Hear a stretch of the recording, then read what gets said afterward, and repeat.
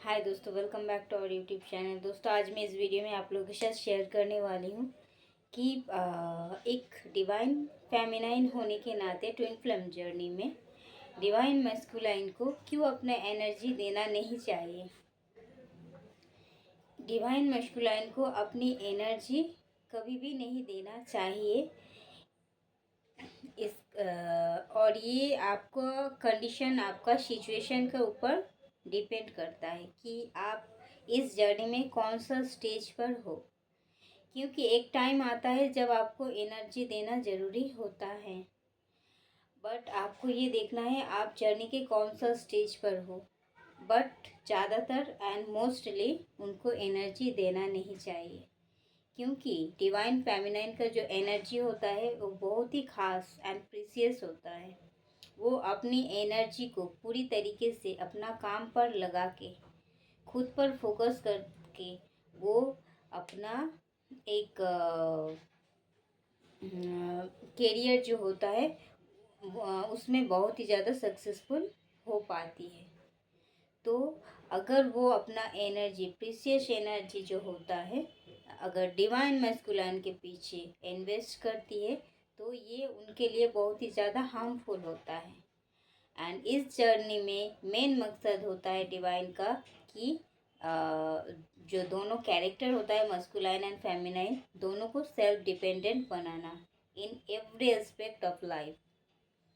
आप जिंदगी के हर क्षेत्र में सक्सेसफुल रहो, यही डिवाइन का मकसद होता है।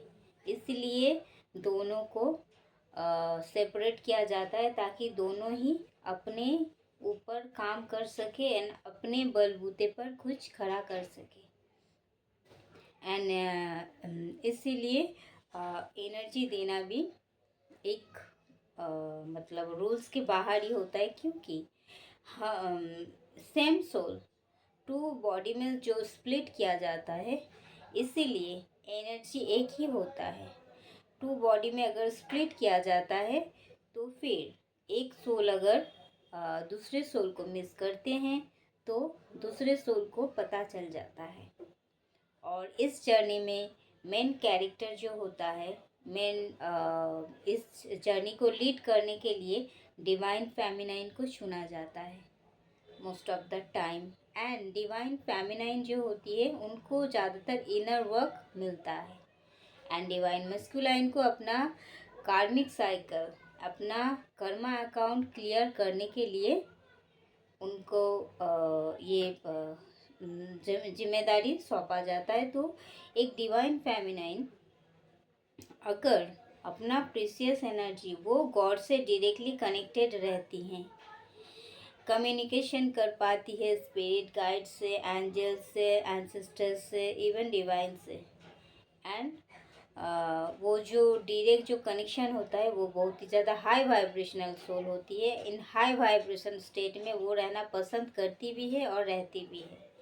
जब इनर वर्क वो बहुत अच्छे तरीके से करती है तो वो और ज़्यादा एक लेवल में आ जाती है एंड डिवाइन से डायरेक्ट कनेक्ट हो पाती है। एंड उस टाइम अगर मतलब वो जब इनर वर्क शुरू करती है तब से ही उनको डीएम को चेस करना छोड़ना पड़ती है। एंड वो जब पूरी तरीके से मूव ऑन हो जाती है एंड खुद के ऊपर फोकस करती है एंड बहुत अच्छे तरीके से काम करती है, डिवाइन पर इन्वेस्ट करती है, खुद पर इन्वेस्ट करती है, तो फिर एक टाइम पर एक लेवल पर आ जाती है।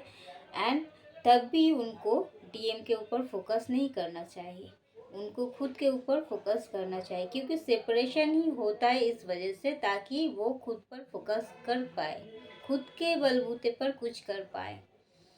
एंड अगर वो डिवाइन मैस्कुलिन की तरफ उनके बात सोचती है, उनको चेस करती है सोशल मीडिया पर, या फिर उनसे ज़्यादा कनेक्ट रहना चाहती है, या फिर किसी ना किसी तरीके से उनके साथ कांटेक्ट में ज़्यादातर टाइम स्पेंड करती है, रहती है, या फिर सोचती है, तो ये एनर्जी उनके तरफ फ्लो होती है। अगर एनर्जी फ्लो होती है तो फिर डिवाइन मैस्कुलाइन को एनर्जी मिल जाता है एंड जो क्रेविंग होता है डिवाइन फेमिनिन की तरफ वो धीरे धीरे कम होता जाता है। एंड इस वजह से, क्योंकि उनको एनर्जी मिल रही है एंड वो सेपरेशन के टाइम में तब क्या होता है कि डिवाइन फेमिनाइन जो उनको एनर्जी दे रही है वो वही एनर्जी कार्मिक अकाउंट क्लियर करने में लगा देता है। एंड वो जो कार्मिक अकाउंट तब उनको क्लियर करना चाहिए, पर उस जगह वो उस एनर्जी प्रीसियस एनर्जी को कार्मिक में लगा देते हैं। एंड क्या होता है कार्मिक के साथ उनका और ज़्यादा मतलब अगर उनसे उनका सेपरेशन होना था तो वो नहीं होगा, तो वो अच्छे तरीके से वो भी लाइफ को लीड करेंगे, कार्मिक्स भी लाइफ को लीड करेंगे। और क्या होगा डिवाइन फेमिनाइन धीरे धीरे खाली होता जाएगा। इसीलिए कहा जाता है कि एनर्जी मत दिया करो, ये प्रीशियस एनर्जी खुद पर लगाना बहुत ही ज़्यादा ज़रूरी है। आप जितना 100% एनर्जी खुद पर इन्वेस्ट करोगे डिवाइन मैस्कुलाइन को एनर्जी नहीं मिलेगा, क्योंकि लीडिंग रोल में डिवाइन फेमिनाइन ही होता है। डिवाइन मस्कुलाइन को ये एनर्जी नहीं मिलेगा।